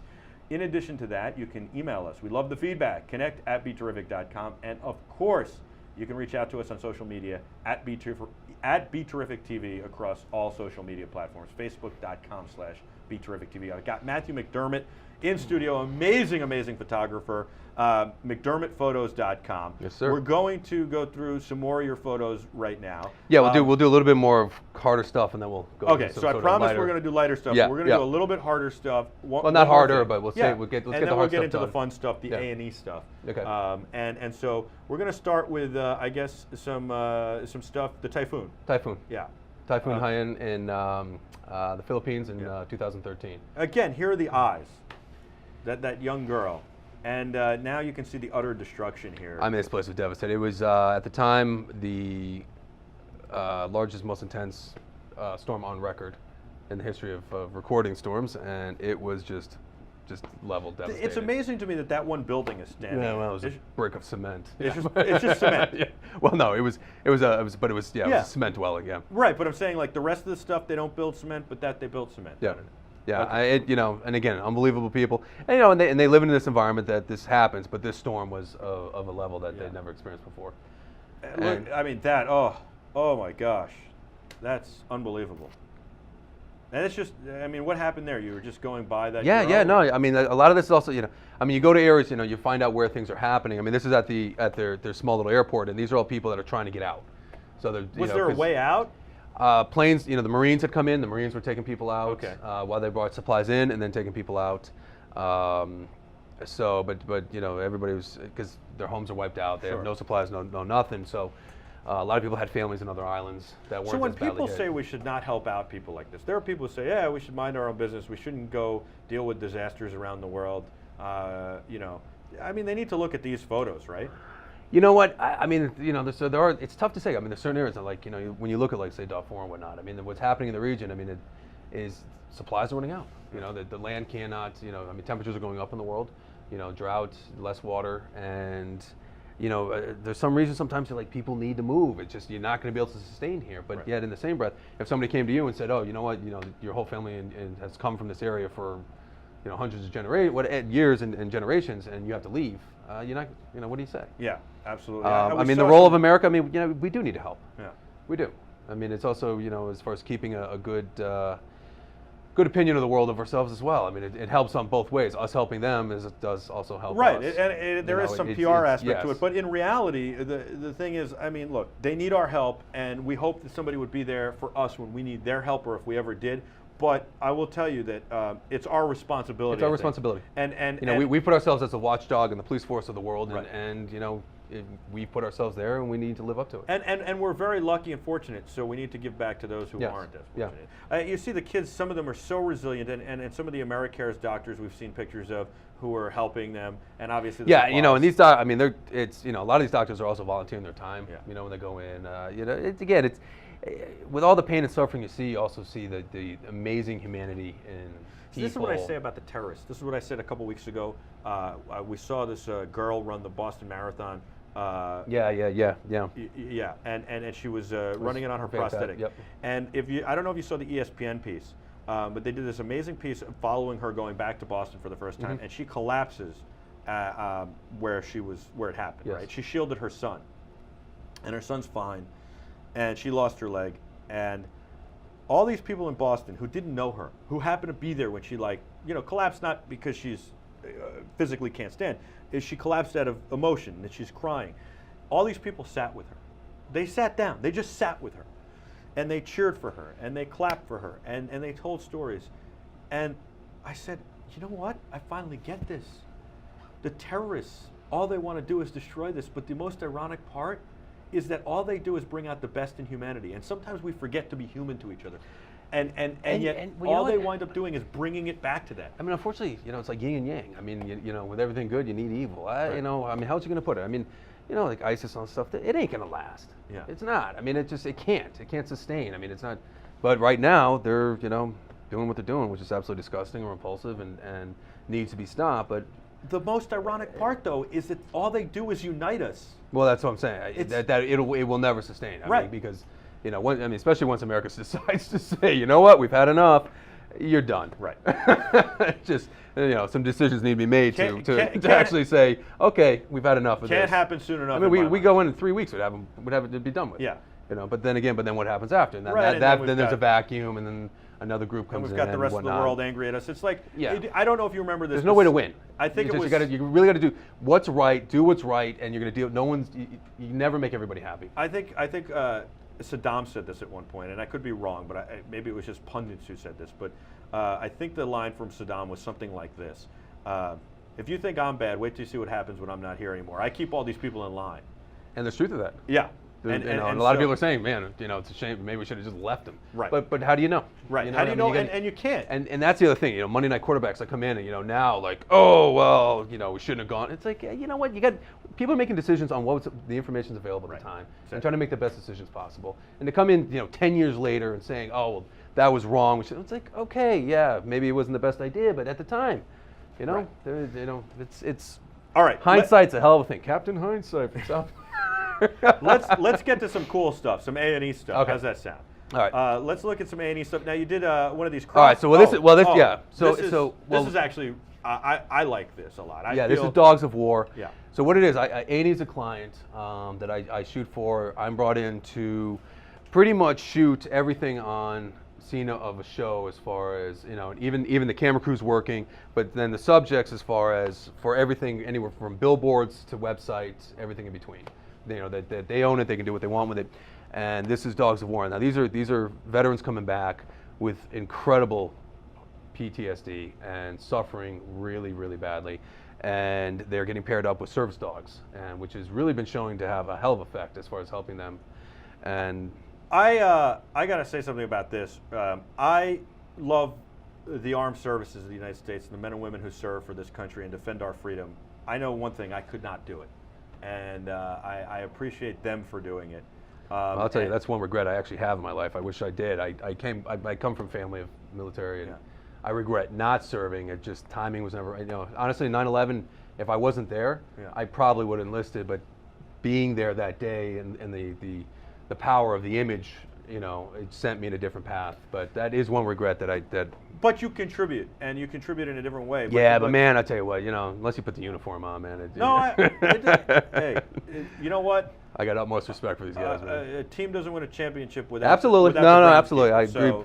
You know, I mean, I've put my life on the line many, many times. But, Yes. but you know, it's the one regret I have. But the one thing about this is I think we don't pay enough attention to our armed services when they come back. We don't help them out enough. We don't give them the support they need getting back into normal life. And I wish the show had survived. Yeah, unfortunately, I mean, the show was a powerful show. And I please go to A&E. You can find it. You know, watch a couple of them. You know, I think it was shelved because it was too much. Yeah, it is hard. People don't want to watch it. Hard to watch. You know, it's. I mean, my stepfather's, my father now is Tom Majeski. He's a veteran and he was in tears. Yeah. And he was like, how can this show not be watched by more people? You know, it's hard to watch. We yeah. want to watch fun stuff in America usually. Only. Yeah. Like the Kardashians. But look, I mean, these dogs are making an impact on these guys and gals, and that's great. And I love that but again, picture. I mean, the eyes. I mean, this guy. I mean, the suffering that he. I mean, he was night terrors. I mean, his whole life is just in a shambles as far as what he was suffering through, and you know, they're pairing him up with dogs, and they're having great success as far as helping out with the PTSD. And dogs can be so settling and comforting. Yeah, and that's actually, the organization is Paws and Stripes. So look them up. They're fantastic. That's awesome. Yep. Paws and Stripes. Paws and Stripes. And that picture you had of the guy and his wife, the military wife. Yep. Not enough is ever said about the wives and what the families sacrifice. Yeah. I can't. I mean, look at this. You can Listen, look in her eyes. This is what I love about your photograph. He seems like he's happy to be home, and he's got some angst a little. You can see that, and I see from her, she is so happy to have him back. There's so much love there, but there's also, she just looks like, oh man. Well, he'd come a long way, and I didn't know him before. I mean, I meet these people short period of time, you know, and I try to get to, you know, bond with them as much as possible. But you know, I know he had a hell of a hard time when he got back. He told me some stories, and he had come a long way, but wife, you know, she'd been with him through it all. The spouses. And they started Paws and Stripes. So, oh wow, yeah. they started it. Yep. Wow. Yep. We should get them on here on Yeah, BeTerrific. it's Jim Stanek. So Paws and Stripes. We got to figure out how to find them. Okay. Paws and Stripes. But I mean, that's a wonderful story, and it really, the families and the wives, they're not given enough credit either, because they hold the families together, and they have to do it alone, like as a single parent, while these guys are fighting. And if it's the opposite way, it's the dad. Yeah, I mean, listen, I come back from these places. I'm only there for 3 weeks, and I come back, I'm kind of tweaked for a little while. So with these guys, I can't imagine what it's like to come back after, 1 year, 2 years, your fourth tour. You said, and we were talking before, that sometimes the dogs can sense when a guy needs some time. Oh yeah, alone, no, Jim would tell me when especially when he was first off, and that was with his service dog Sarge, who had just retired because he didn't need him anymore, but retired and said they're still together, but retired him as a service dog. But he would tell me stories as far as there'd be times where someone would get too close and be aggressive, and Jim would just really start going into battle mode, and the dog would sense it, and the dog would put himself in between him and the person and get the person to back off. Wow. Dogs are so smart. Unbelievable. Well, it's like, do you hear the one about the woman just recently, as far as seeing eye dog? The dog jumped in, I think it was a bus, and the dog took the hit of the bus and got I think it was broken one arm, two, something like that. But the dog lived. Wow. But jumped in front of, I didn't hear that. That's amazing. Yeah, it's just recent. Wow. Anyways. All right, Matthew McDermott, this is what we're going to do. We're going to take a break. Yeah. And then we're going to go into just fun stuff. It's going to be like the Croc shows. Yeah, on we'll get A&E. a little bit more technical stuff that people want to hear about. Here's what we're going to do. We're going to do the Croc shows on A&E. We're going to do Top Gear stuff. Okay. And then we're gonna maybe we're gonna show some honeymoon photos. What do you think? We'll see. We'll see. You know what? We got to show who you are as a human, and your wife. She's beautiful. We can show a couple. No wonderful problem. woman. And whenever you guys want to see what it's like to have a kid, you come hang out with us. But we do have to get together. We talk about this all the time. It scares the crap out of both of us. I know. But you're gonna be great parents. You are. Oh Jesus. All right, we're gonna be back right after this with Matthew McDermott. McDermottphotos.com. Don't go anywhere.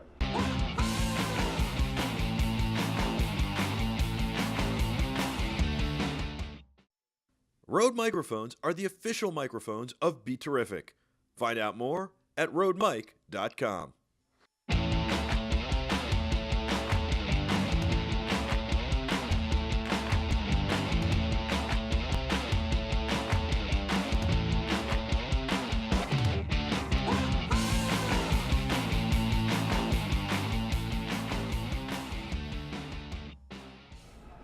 Welcome back to the Michael Artsis Show. I'm Michael Artsis. Thanks so much for joining us. You're the Terrifics. You make BeTerrific special. Join us in our Slack chat, BeTerrific.com/Slack. Sign up for an invitation, and we'll get you on You can converse with us in real time. I got Matthew McDermott, the amazing photographer here. McDermottphotos.com. Yes, sir. Thank you so much for joining us today. We're having a lot of fun. We're going long. It's like overtime. Yeah, man. I hope people aren't getting bored here, but Trust me, they're not getting bored. CJ just said, good stuff, Artsis. Cool. All right, good. Love it. And Planet Mitch is like, yo, I'm loving this. All right, So because thanks when for someone starts watching. writing in, get this jerk off, then just tell me that, and we're like, Well, as soon as that happens, I'll be like, hey, that's it. That's all the time we have today. This is my theory. One person. yeah, if one person writes it, there's 20,000 thinking. So this is where I go. One person writes it, I go, uh-huh. 2 people write it, I'm like, 3 people read it, I'm like, all right, we All gotta right, change time to gears. wrap it up. Yeah, time right. to go to the bar and have a cocktail. We've got some stuff here from you. Now, this is some of the stuff you do that's All right. a little bit more fun. Yeah, so we started with A&E. We were just talking about Dogs of War. Yes. Again, so the deal with A&E as far as shooting for a client like this, and again we'll get into tech stuff. So you're working around a camera crew. Yeah, you know, a video crew. Video crew, Yeah. because they're filming. You're on wherever the hell it is in the country, wherever in the world. They're filming a TV show. But they're filming, and I'm dropped on their lap, and they'll send me in for 2 days, and it's like go get everything. And I mean, obviously Australia that was much longer, but often, I mean, literally you have 2-3 days sometimes. Get us everything, and you got to work around a film crew who Yeah. really doesn't want you there, because you're an extra body. You got this camera that's clicking away, and requiring the talent to step away to get portraits. So what happens? So they're filming. So I'll get 5 minutes here, 5 minutes there, 5 minutes here, and it's like, okay, you got 5 minutes with this one. Do what you gotta do, and you're like, all right, great. It's 12:30 in the afternoon in the desert, which is worst lighting possible. And what do you do? And that's where. So what do you do? Well, environmental portraiture, but that's where the skill comes in, as far as just, all right, I got 5 minutes. All right, I got a cactus over here. All right, the light's horrible. What am I gonna do? And just you got to come up with it quick and bang it out. But yet it's got to kick ass. And that's what I love to do as far as. So this is. This is actually Australia. This is up in the outback, northern Australia, which I got to tell you, I mean, to get paid to go to these places sometimes. Yeah, it seems like a rough life. Yeah, fucking unreal, man. It's fantastic. The only problem is, do you ever get sad? Like when I used to travel a lot, and I still travel a lot. Like we're going to Orlando for Infocom. I wish I could bring my wife and Jack. There's a lot of stuff I did, especially with athletes, where I'd be at like some event and I'd be like, oh, I wish Jill could be here. No. Do you ever wish Oh, that it's Jess like- could be there? Especially like Australia. I mean, yeah, But- absolutely. But in the same breath, like you're working, Right, you and they'd know? be But- bored, But too, I mean, right? almost every person I know was like, "I'll be your assistant," I'm like, Yeah, but they don't really mean that. That's no, the they thing. just want to like just go and hang out and Right. check it out. Then when you tell them to hold a flash for a whole day and a couple of batteries and carry a bag, they go, yeah. when are we going to do something fun? Yeah, yeah. I've had guys like, oh, I'll hold a microphone. Okay. Really? You will? Yeah, I'll do anything to get in the locker room. Okay. Why do I got to hold this microphone all day? Like, yeah, shut up and go hold something else. Right. Anyway. All right. So this is, whoa. Hey, were you scared when this guy, because these things move fast. Yeah, well, so the thing about, and again, I don't want to piss anybody off. I get things wrong, but so in the outback, as far as whites cannot shoot with a gun. You mean crocs. What? Yeah, white people cannot shoot crocodiles. The Aborigines are only allowed to, Wait, to is shoot. that thing alive at that point? No. Oh, Yeah. I was gonna say. Yeah, no, it's alive. We pet it after. That's what I'm saying. No, I thought he was. they already shot it. Okay. No, so whites can only kill as far as with a hand spear. Okay. So and if I get any of that wrong, nobody jump down my throat. I apologize, but if I do recall, yeah, only And- Aborigines can shoot with a gun as far as Okay. the crocodiles. Otherwise, you have to kill with a hand spear. It's a three-pronged spike that goes in, on and on and on. But It's kind of sad for the crocodiles a little bit. you got to keep them under control. Yeah. Oh, the things are savage, man. Really? Oh, Were you scared of a crocodile? No, well, no, but there was one of them. One time I actually had this croc wrestler guy who joined us for a day out there, and we went into. They had these pens, and this thing was the size of a Volkswagen Bug. It was enormous. So he's like, come on in. And he started hitting it with a stick, to get it to. And I'm right behind him. I'm like, man, if this thing decides to just jump, we're gone. But I'm sort of like, all right, well, he's in front of me, so he's gonna get him first. Maybe he'll be full. I'm over the fucking fence. So all right, so show. That's one thing about doing this job too. You got to stay physically fit. You got to be able to run. I would jump. bet, yeah. You You're know. supposed to zigzag with alligators. It whatever, confuses man. them or something. Yeah. And if that doesn't work, then you just, I don't know. Yeah. There Next was time I'm shark- in you that ever hear situation, it's changing. I'll be like, wait, Mike says it's zigzag. Leave me alone, man. Do you ever hear that joke? Robert Schimmel, the late Robert Schimmel, used to tell. He'd be like, with a shark, you're supposed to punch it in the nose. Yes. If you ever come across a shark, Yeah. if that doesn't work, hit it with your stump. That's funny. That is good. You know what? That's actually I have one thing. I love the ocean and whatnot, but I tell you what, man.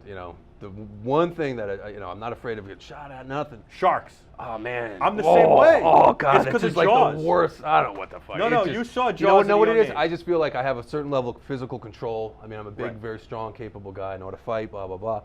But man, you're in the ocean. All bets are off. You got nothing. Right. I mean, that's the there's thing. nothing you can do. And that's- Is you feel like, I mean, you look like a guy who could take on a bear. Yeah, Right? I At mean, least you have honestly, a- I'd rather. I mean, a bear, you're gonna lose, but it'd be like. But at least you have it's a like if I puncher's had to, chance. you're gonna like, oh man, this is really gonna hurt. Shit, but a shark, forget about it. Right. I mean, You but a just- bear, you have a just ball up, puncher's you're like- chance, you're right? like, I'm just gonna sink myself and just suck water. Well, with a shark, with a bear, you feel like you have a puncher's chance. With a shark, they could move in the water. There's no way. You're done. No, I mean, so going in the ocean and like. I mean, That is I've my snorkeling biggest- and whatnot, but man, like when you go snorkeling somewhere, we were just in Hawaii for a honeymoon, but you start going out into the deep water and it gets deeper and darker and you can't see that far anymore. And I'm like, and I said, I'm like, all right, I'm really tough. I'm not afraid of anything. I'm like, man, this is really fucking creepy. My wife can tell you a story. We're on our Like, honeymoon. man, and I'm like, no, I'm a tough guy. I can handle it. I go a little farther. I'm like, no, this is really creepy. I'm telling you, it's really the only thing that really freaks me out is sharks.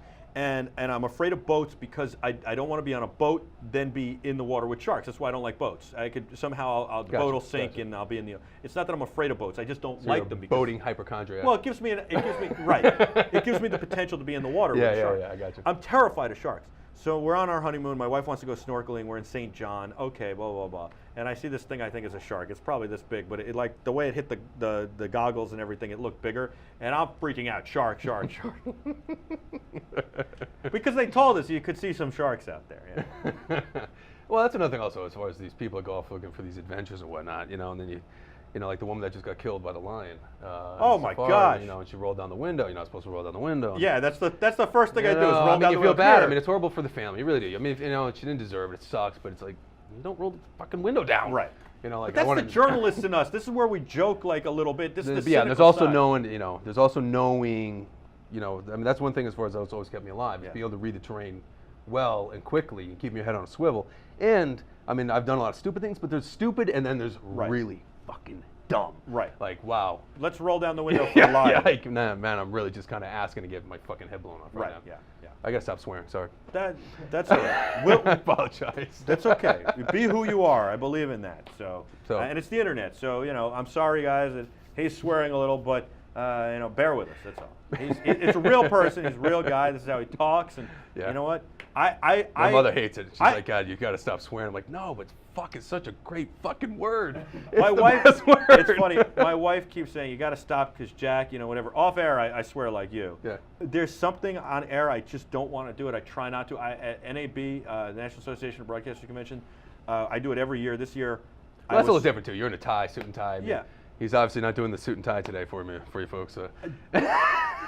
But when in Rome, do as the Romans do. But at NAB, I said the word hell this year. I was, and I was so mad at myself for saying Anybody that. say anything? Nobody said anything, and it's not even a swear word. But I just, but in yourself, you're like, I was so angry with myself. ooh. I take pride in it's me. It's a broadcasting thing. That's I mean, all. I photographed a number of presidents, Obama, and I said like, all right, it's like just don't say any, try not to swear, man.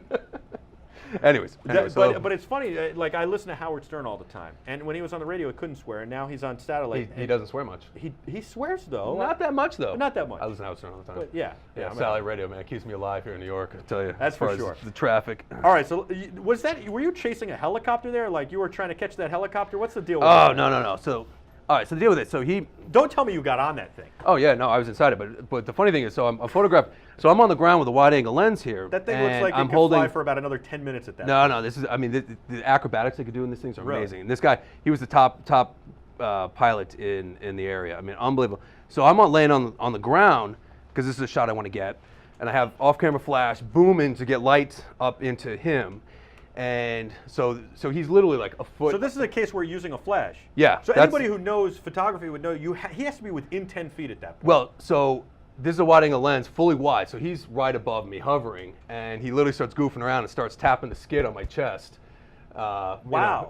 The skid of the helicopter. Yeah, starts tapping me in the chest. Something like this, and I was like, all right, I got the point. You know how to fly. Yeah. I was like, bring it up a foot. It doesn't Come work on, for me. TC, take that thing and go somewhere else. Man, it was amazing. I was absolutely I mean, the acrobatics he could do with the helicopter was fantastic. Man, it was cool as shit. And they string themselves up when they go get the eggs. Yeah. Because they collect the eggs as well.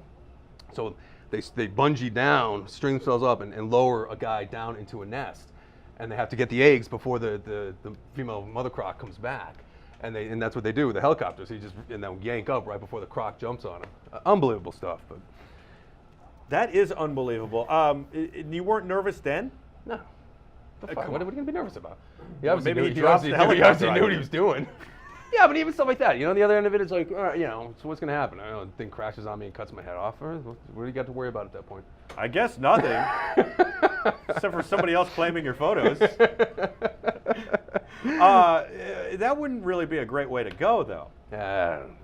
Did you like my Magnum reference when I called him TC? Yeah, that was pretty good. Thank you. I love Magnum PI, man. Yeah, I grew up with me that. too. I always wish I could do a stash like that, man. Oh, it'd be so good. That would be so good. Mitch was at NAB, and he was with me, and he corroborated the story in our chat room, by the way, Planet Mitch. That's what it's saying, Hal. Yeah, Yeah. he did. So you're just using that one artificial flash, and Yep. that's it. And again, I mean, so the other thing, so talking about technical as far as for these A&E things, is there's no time to set up extravagant lighting. Right. So it is, even though you're shooting for a TV show, what Yeah. might be billboards or posters, Yeah. they don't care. well, they're fancy shoots, that you'll see as far as they have their fancy shooters come in. I'm the guy out in the shit doing, because what I do is I work fast. I Right. work in the moment, work fast. Right, they'll with what I bring got, the actors or people Yeah, into no, a in studio, the studio, and they'll they'll light do, it, and I don't do studio work Right, like but that. look at that. You're good at making people the hero shots. Yeah, man. That's one thing you got to be able to do is make people look, larger than life and kicking ass. Yeah. Pretty good. Go back to that helicopter. Well, that's the guy. That's the guy that Crocodile Dundee from the movies was modeled after. Yeah. That is the guy. That's Mick. That's Mick, and he was. He's one tough SOB, huh? Yeah. In fact, he also trained judo and man, just a real badass, cool guy. And what they do is I had they a sell- lot of beers with him. I'll tell you. Really? Yeah, very cool. I bet he's guy. got some good stories. Yes. Yeah. And they sell they're really doing this to sell the leather. Leather, I mean, they harvest the whole animal. Yeah. But yeah, it's the skin, the leather, which obviously bags, boots, you name it. I mean, Right. it's a big export. It's a very big export. It's impressive. It's impressive. Your photos are amazing of it. I like it a lot. What This is the father and son team. do you do anything to back this stuff up? Like, do you worry, like, especially when you're out there? What if it falls in that river? It falls in the river, you're fucked. What are you gonna do? I mean, that's why I don't like at night using I I don't back it like up. using cards, discs that are too big. Yeah. So because then you if can't lose something too much. Yeah, because then you don't lose too much. So you keep putting in new cards. Right. So at least then work. How do you know when the moment? Like, how would you know to take that photo or what the moment is? Again, it's like, years of doing it, having Yeah. the eye for it. And the other thing, as far as technically, all these images, maybe out of everything I shoot, maybe 2% are cropped. Right. Meaning everything's full frame. So what you see is Is what you shot. what I frame. like that a lot. Too. Yeah, which is totally an old school thing. But how you about know? it is an old school thing. Yeah. I like it. Yeah, I don't like to crop. I shoot for what it is using the whole frame. Go back to that last shot, Adam. What about with this shot? I might have shot that if I was going to shoot Well, it. sorry. Yeah. So I had them. I needed this river shot. So obviously, when they're going down one direction, it's into the sun. The other one's with it Right. backlit. And I shot it both ways, but immediately I knew I was like, the way to go is. But you could have with backlit. You could have blown out the water and had their Well, because had them. it's a long lens shot, and at a distance, it's all about this heroic macho stance on the boat. it's with amazing. with the cowboy hat. I mean, that's all. It's great. You don't need to see the face. There's no need. It's the silhouette said everything. Wow, that's pretty cool. Yeah. All right, we're gonna take a quick break, and then when we come back, we're gonna look at Top Gear. Who were the guys who did the? You got. Well, your you first know one of them, award. Tanner, as far Yes. as race car no, I driver don't mean them, Tanner. Yeah, that's Top Gear. That's Tanner, and I got in a rally car with him. Yeah, you told me that. That was insane. He's one hell of a driver. Unbelievable. Yeah, I mean, I don't know how many of the Fast and Furious he did, but I know he did a couple of them. I think all of them. Seriously. Did he do all of them? I think he did. Yeah. I hope so. He's unbelievable. Yeah, yeah. And he's won drift. He's won rally. He's won Was it everything Tanner he's done. Faust? Tanner Faust. Faust, yeah. And then Again, there's gotta be Adam careful with names. Ferrara. Yep, who used comedian to- who's used out to of be New at York area. Chuckles on Long Island or Yeah, something. out of Long Island. I saw him when he used to do Opie and Anthony's radio show. Yep. And back in the day, he was funny. Now he's a serious actor and hosts the Top Gear with them. And he was in Nurse Jackie. But he was out on Long Island doing comedy. I went and saw his stand-up 100 years ago at this Well, point. you know more than I do. Yeah, and he does the show. And then I don't know the other guy at all. But Top Gear, but then who was the one with where you did the stunt guys where you got the billboard? Oh, American Daredevils. Okay, so we're going to see that too. American Daredevils. That was fun stuff. Yeah. I was all out west. Yeah, a bunch of nuts, man. All right, we'll be back right after this to see some more photos. And here, this is where we're getting the technical stuff out of Matt. Yeah, So we'll be back there ain't right much after. technical, but yeah, something like that.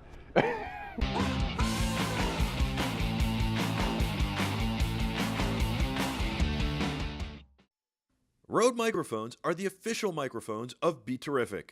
Find out more at rodemic.com.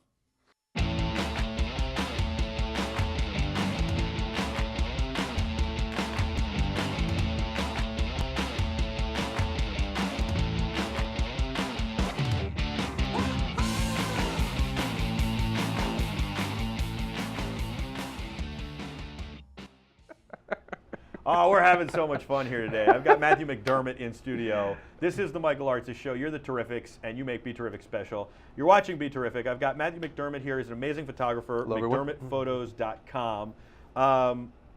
Let's check out some of your stuff with Top Gear. Let's Okay. do that. Is that... Yeah, no, like I said, I think a lot of people, it's a Yeah. popular show. Oh, they love Top Gear. Love I'm not the... I like Top Gear. I'm not the biggest fan because I actually want to see cars be driven in practical ways. They do these kind of crazy stunts, but I love seeing Tanner drive. I've been in the car with him. It's ridiculous. Yeah. His Rockstar rally car was... Well, I mean, there's two of those. There's one in Washington where they were, I mean, I actually did like four or five of, I don't know, I can't remember. It was a I think bunch the of them, Florida but I only one. had two that I have up. But Let's show the Florida. yeah, the Florida one with the race car. With Yeah, it with was the American muscle muscle cars. Yeah. There's something about muscle cars. I was last night. It was Jack's birthday. We took him to the bookstore. He loves books.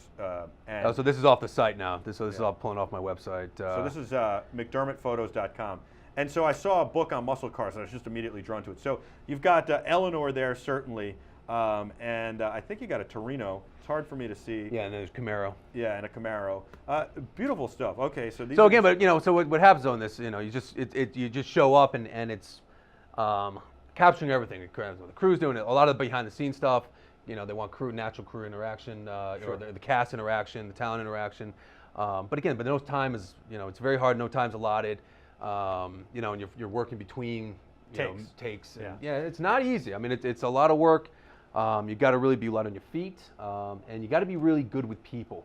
Because again, the crew really doesn't want you there. Yeah. Because it's an annoyance for them that they have to deal with. This is the one that I was talking about. Tanner can drive, man. I mean, he would come up within inches of the bumper. You know, we're probably doing, I don't know, 60 miles an hour. But I say, oh wow, look at that guy hanging out of the car. Guess who else is hanging out with no? Yeah, no. In fact, my feet were hanging out over, and I had to hook them around the side because it kept getting to the frame. So he's driving really close, and your guys are doing 60 miles an hour. Yeah, and he's racing up. And Adam's done that before. I stuck him in an SUV facing backwards while I was on a track driving. Okay. Yeah, he didn't like it. Yeah, you driving, I wouldn't either. I don't know that I got that close to him. All right, let's see some more of these photos. They're kind of amazing. So like this stuff is unbelievable. Do you bounce the light at all? Yeah, and again, so this is what we're talking about as far as this having. So this here's the situation. I couldn't move the cars.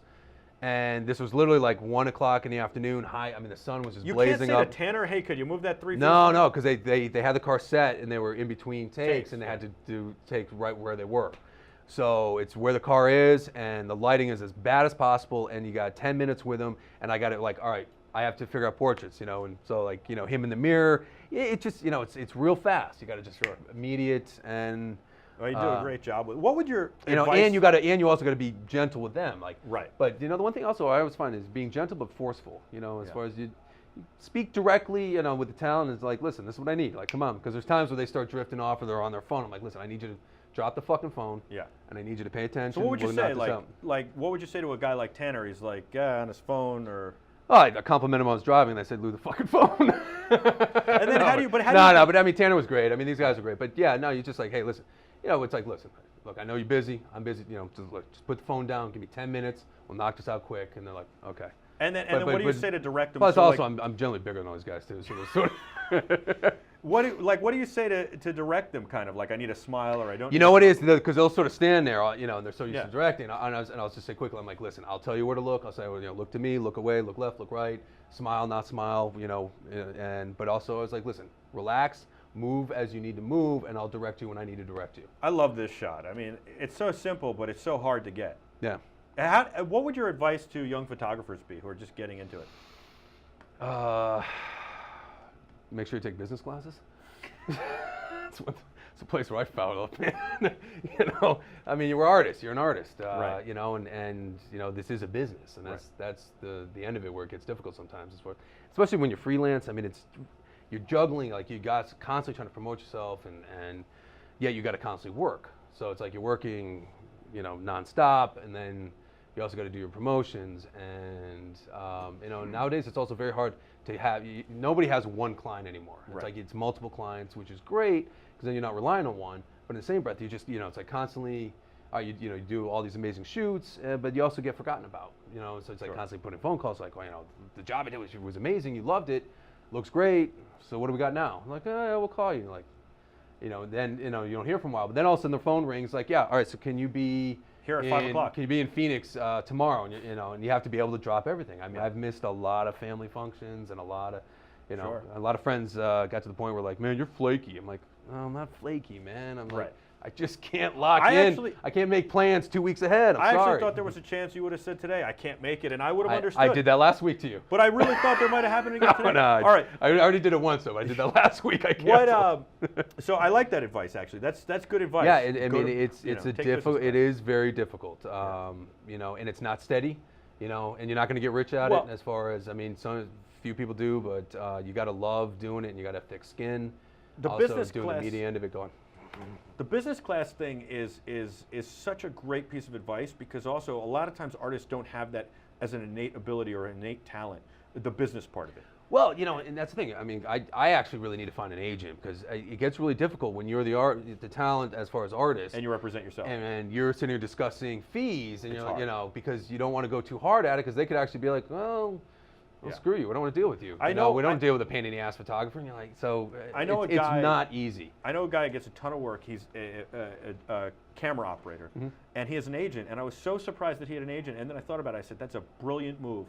All the blood and all the dirt is off his hands. Yeah. His voicemail literally says, if you're calling me about work, call my agent. It's one thing I need. I really would like to get an agent. I need to find one. I have not put the time in to do it.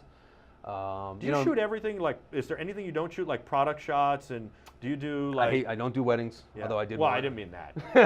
No, but a lot of people are like, do you do weddings? I'm like, I did one. It was my cousin's, and I almost got in a fight with the whole groom's party. Because they literally yelled at me like, you're supposed. I was dancing and having a good time. They're like, you're supposed to be working, and I was doing it obviously for free. Yeah, for I had the same experience. I was like, what are you supposed to be working? I'm family. I was like, fuck off. I had a friend of my wife's beg me to shoot their wedding, and I'm like, oh, come on, I'm an invited guest. Really? That's what you want to do to me? Because it's work. I mean, they don't, and that's the other thing. They often don't see this as a job. Like, oh, you take pictures. Yeah. How hard is it? It's right. like, I go, I don't shoot weddings. It's not what I do, and that's a certain talent and skill set, and I have no interest in doing it. Yeah. And by the way, I do other kinds of things. Yeah. I did it, and it was awful, and it was stressful and awful. And my wife's like, "Are you going to dance with me?" Yeah, I'm going to dance with you, and miss the first dance of the bride and groom. Yeah. And my wife was very helpful, but it was like so stressful. She helped me out. She's really good at shooting too, but it was a nightmare. And then you look at it, and I think it's awful. Actually, I love the work that I did. I think weddings. Well, they might have liked it. I didn't like it. Yeah. It's just the experience of it would happen as far. Maybe it was because I was so miserable doing it. Yeah. You got a few drinks. All right. So what? Anyways, we got the next thing we've got is this. This you did a billboard, which is amazing. Yeah. Next one, A&E used this for a billboard. This is the American Daredevils. Yep. And so here we go. We've got the billboard and everything, right, Adam? Yep. We're getting it up. And what's well, I'll ask you in a second. American Daredevil. There's the billboard. Wow, on history. I love that billboard. I had no idea that was yours. That's great. Yeah, it was pretty cool. I didn't know it was coming either. Someone called me like they're out in LA. They're like, I think this is your shot up on the billboard. And then we'll show the shot next. Yeah. So the actual shot. Yeah.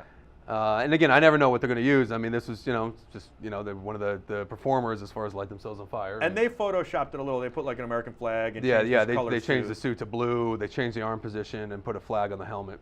But that's really the shot. Yeah, it's amazing. So, but this is these are this American Daredevils. These are these guys that they really on nickel and dime go around the country doing Daredevil shows. You know, you know, it's a dying art. We saw a guy last year light himself on fire and then fly through a cannon through one of these Daredevil Yeah, things. yeah. It was crazy. You know, they don't get paid much. You know, they do it because they love it. And I mean, this guy here actually broke his back, I think, shortly after this for the third time. I mean, he's actually up and walking again, but I mean, you know, they put themselves through hell. But we can skip through faster. I mean, this is, you just, yeah, it's go ahead. Cool stuff. Yeah, to just look go at. ahead and It's a go lot of faster. I fun. mean, it's just sort of showing as far as Yeah. doing a job and you know, all the, you know, it's portrait work. It's documenting what they're doing portrait work during, you know, with the crew, the whole. You cover a lot of, you know, that's what I do. You cover a lot of ground, man. I mean, you're just shooting nonstop, and your head's constantly on a swivel, and your creativity's constantly on a swivel. Yeah. You know? How do you not get overwhelmed in a shoot like that? I just sort of, you know, I've been doing it long enough. I just sort of have confidence in myself, like I'll figure it out. But you I know? mean, but, I think but it's sort of as the day goes on, things come on. You know, it more gets nervous sort of like towards, you know, like say end of the day, and you haven't gotten much. That's when you start going, oh shit, not much has happened. Well, I always would do this. And you know that they're paying you good money to be there, and you're like. The way I would shoot is I get the shots I knew I needed first, as if I could, and then I'd be as creative as I wanted throughout. But sometimes you can't do it that way. But no. I have a general checklist in my head of stuff that has to get done. Right. That's being checked off, and then you know there's ideas that I want to see if I can make happen, and then everything in between. Your ink is pretty awesome. What do you got? Oh, the best stuff actually is over here. This is my mother grows orchids. Oh wow! So these are her favorite orchids. Up here, my stepfather and I got matching father and son tattoos as far as lion's That's head. a lion. Yeah. So eagles and me. So this is sort of the triangle. I'm really close to my folks. That's cool. And this deals with my actual biological father. You know, good stuff, bad stuff happened in a house that was covered in ivy. So, but you know, I don't speak anymore. So, but that's what that one's about. Oh, we have something in common. Yeah, I know. the good stuff, right? Sons of bitches. I'm glad you said it. Thank you. And then, and what's this arm? Yeah, no, there's more. I mean, it's you know, this is all the stuff. I mean, line over here, feathers. You're gonna do blah, more? blah, blah. No, you know what? You know, it's funny. My mother hates it. Yeah. I got this Live Life with Honor in Cool. Australia, and I was thinking about doing some work here, and I just bought a new Harley, and you know, my mother was like, you know, she's like, I made her a promise. I was like, I won't get any more tattoos. She hates them. and then, but I want to do one for Jessica. You should. No, and my mom's like, no, you already made a promise. I'm like, No. oh, You're like, shit. one more. And Jessica's like, wait, what about me? Yeah. You gotta no, do one more. Yeah, no, mom's giving me a shit. Hey, you gotta go. You gotta Hey, throw so that. this is my mom's birthday this weekend, and I made her. All right. Well, maybe you wait till after her birthday. You gotta do like that line from Rocky V where he's with Tommy the Machine Gun and he's laying down on the ground and he goes, "I ain't hear no bell yet, Tommy." Yeah. You know, No. You But gotta what's do funny, that for Jess. I mean, I made a promise with my, you know, and she's holding me to it. And I'm Wow. like, shit. Jess, I'm lobbying for you. All right. How about we show some photos of your honeymoon real quick? All right, we'll wrap it up with that. Yes. All right. It's McDermottphotos.com. Matt, you've been amazing. Thank you. And coming everybody, thank you for listening. Please, you know, take a look at work. Better than listening, they're watching. Watching, that's right. Sorry. I hope this is entertaining and interesting. And It definitely is. They're loving it. The chatter and the banter in the chat room. Last thing you want to been get is, you know, just like I said, you know, I mean, everybody tell you, you know, you start digging a hole, man, and people just throw you in it. They love it. The photos are beautiful, and they're getting great insight into photography. Cool. Adam, we got some of these honeymoon pictures. Excellent. So that's your wife, Jess. Yep, just married. There So, you but go. this, we did 2 weeks in Hawaii, which I'd never been to because there's never anything conflict that ever happened in Hawaii. How did you 2 weeks off? And that's crazy for I'm a working really good at photographer. riding a motorcycle and holding. That's what I was gonna say. And holding a camera. Is that an iPhone or a real camera? No, it's a small camera. Wow, Small- that's small impressive. point Oh, shoot. small camera. I thought you didn't use small cameras. Small point shoot for trips, for that. That's wow. Look at that stuff. I've never been to Hawaii. I've always wanted to go. That's cool. And you rented a bike out there. Yep. There you go. Yep. Beautiful. No, motorcycle Harley is a big part of my life. You guys look like you had a lot of fun. And Jessica likes the Harleys too. She does now because the one I just bought is actually because I have a chopper that she hates, which I'll never get rid of. Okay. Because it literally has a pad about yay big on the back for her to sit on with no sissy bar, and she fucking hates it. Did you say sissy bar? Yeah, sissy bar. Oh fuck! Come on, man. No, I'm just asking. Is that what it is called? I don't know. I'm not. Look, this is what I wanted. I wanted a rice burner when I was. I swear, this is a true story. I was 16, was about to get my license. I was going to buy a rice burner, saving up money for it. I got a car, and I'm going to get this bike. And I went and looked at it. Blah blah. I want to be tough. I want to be like AC Slater or John Stamos from Full House, right? And I'm gonna get this bike. I know, whatever. I'm just telling you. I'm being honest. Jesus. I'm opening up here. What are you gonna make faces? That's odd. Come on. I want to be tough. I want to be a Full House. That's good. All right. Thank you and good night. Oh, the chat room just said they hate you, so it's over. Anyway, this is. It's been a real pleasure, man. Thank you so much. You just took the cake, man, with John Stamos. So wait, I'm gonna get this. It's like a Honda CBR, right? And this guy, I meet this guy. He's a family friend, and he's always limping. I've known him my whole life, and I said, "What? Yeah. Hey, I just noticed you're always wrecked. limping." And he goes, "Yeah, I was on a motorcycle, 1969, riding in New York City, and I wrecked, and I'm in pain every day." And I just went, "Oh, I think I'll kill myself on a bike." And for me, honestly, Well, you didn't know why you didn't get one?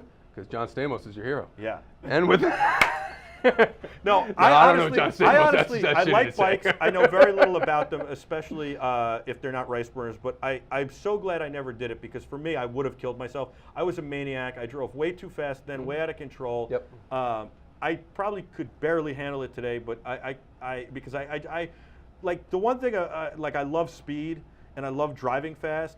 And there's like this. I have trouble like. I hear. You know what I'm saying? Like, No, but like but again, place. so I mean, I downed a bottle of Jack Daniels, went out racing a motorcycle one night. I mean, Hopefully you were a kid because you shouldn't drink. You shouldn't drink and drive. But I've pushed and been lucky. But we get lucky, right? And then we get older and we realize. So, but she likes the new Harley, Jess. Well, the new one is Road Glide, which is actually like a big Cadillac of right. Harleys. Yes, man. I know those bikes. Yeah. GPS, music, Wow. the whole thing. That's cool. So you guys are gonna go cruising? No. We're gonna pick it up this Saturday, and our first trip's gonna go get lobster in Maine. Wow, awesome. Well, be safe on it. Cool. Let's see. CJ wrote he likes you. He just wrote that. He goes, I like this guy. Let's show a couple more honeymoon pictures. How about that, Adam? And we'll close with this. Matthew McDermott, amazing photographer. Please don't be a stranger. You're a good friend. Cool. Please come in. How about after next big trip somewhere, overseas or something like that, I'll come back in and show some more work. And maybe you could even Skype in from there. We'll teach you how to use an iPhone. Yeah, you're gonna have to have someone show me how to do it. Yeah, it's not a problem. We'll have you Skype in from there, and we could have you do a little report. How's that sound? Sure. Yeah. And thank you so much for coming on. Excellent. Thanks for sharing those pictures. It's a pleasure. And again, congratulations on all this. This is really cool. Thank you. All right, be terrific. Be terrific. I'm Michael Artsis. Thanks so much for watching. We'll see you again tomorrow. Until then, be terrific.